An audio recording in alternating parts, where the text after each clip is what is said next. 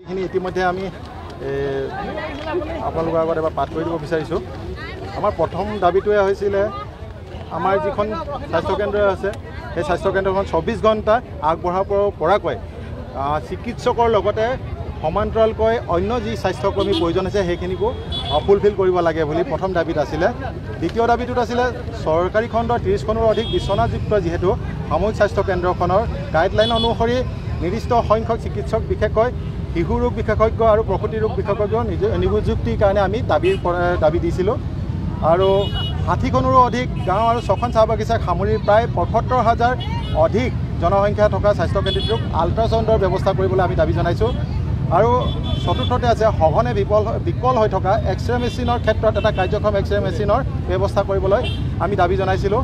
আৰু পঞ্চমতে আছে প্ৰতিদিনে 200ৰো অধিক OPDৰ সময়ত সেৱা গ্ৰহণ ৰোগীৰ বিপৰীতে এজন ফাৰ্মাচিষ্টৰ পৰিৱৰ্তে 2জন ফাৰ্মাচিষ্টৰ নিযুক্তি ব্যৱস্থা কৰিবলৈ কৈছিলোঁ, কিয়নো এজন ফাৰ্মাচিষ্টে কেতিয়াবা গা বেয়া থাকিলে কিবা অসুবিধা থাকিলে তেখেতে নাহিলে পৰৱৰ্তী অন্য যিসকল ৰোগী থাকিব তেখেতলোকক কোনে দৰৱবিলাক দিব, সেয়ে আমি এই দাবীটো ৰাখিছোঁ।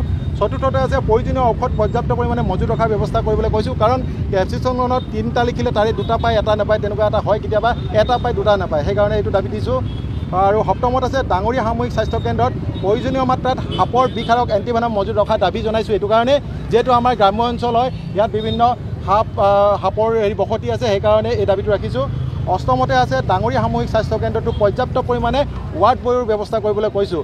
আৰু নৱমতে আছে যিজন আমাৰ ডাঙৰীয়া সামূহিক স্বাস্থ্যকেন্দ্ৰখনত আজি কেইবাটাও বছৰৰ আগতে নিযুক্তি দিছিল ডক্টৰ সমলয় দহোতীয়া, তেখেতক ডাঙৰী নিযুক্তিত আছে যদিও জইনিং ডাঙৰীত আছে যদিও তেখেতক তিনিচুকীয়া চিভিলত কি ধৰণে তেখেতৰ লগত আলোচনা কৰি তেখেতক তাতে ৰাখিছে। আৰু আমাৰ ডাঙৰীয়া অঞ্চলৰ ৰাইজৰ দিন ৰাতি যেতিয়া অসুবিধা আহে সেই অসুবিধাখিনিকো তেখেতলোকে বুজি নাপায়, তাতে ৰখাৰ ব্যৱস্থা কৰিছে। গতিকে তেখেতক ঘূৰাই অনাৰ 10 দিনৰ ভিতৰত ঘূৰাই অনাৰ ব্যৱস্থা কৰিবলৈ আমি দাবী জনাইছোঁ। আৰু আমাৰ ইতিমধ্যে আমাৰ যিসকল ওপৰৰ অধীতম কৰ্তৃপক্ষ বিষয়াসকল আহিছিল, জইণ্ট ডাইৰেক্টৰৰ পৰা আদি কৰি আমাৰ ADC ছাৰ, মেজিষ্ট্ৰেট ছাৰৰ পৰা আদি কৰি DPM ছাৰসকল আহিছিল, তেখেতলোকে আমাক কৈছে এক্সৰে মেচিনটো আৰু সমলয় দহোতীয়া ছাৰক 10 দিনৰ ভিতৰতে তেখেতলোকে ইয়াত ঘূৰাই অনাৰ প্ৰতিশ্ৰুতি দিছে। গতিকে পৰৱৰ্তী পৰ্যায়ত যিখিনি আৰু আশা আছে সেইখিনিও মানে আমি আমাক কৰাৰ তেখেতলোকে আমাক প্ৰতিশ্ৰুতি দিছে। যদিহে এই ক্ষেত্ৰত তেখেতলোকে কোৱা ধৰণে কামবিলাক হৈ নুঠে, যদি কামবিলাক হৈ নুঠে তেতিয়া হয়তো আমি পৰৱৰ্তী পৰ্যায়ত পুনৰ ৰাইজৰ লগত আলাপ আলোচনাৰে প্ৰতিবাদী কাৰ্যসূচী ল'বলৈ আগবাঢ়িম, কিয়নো এইটো এদিনীয়া সমস্যা নহয়, এইটো বহুদিনীয়া সমস্যা।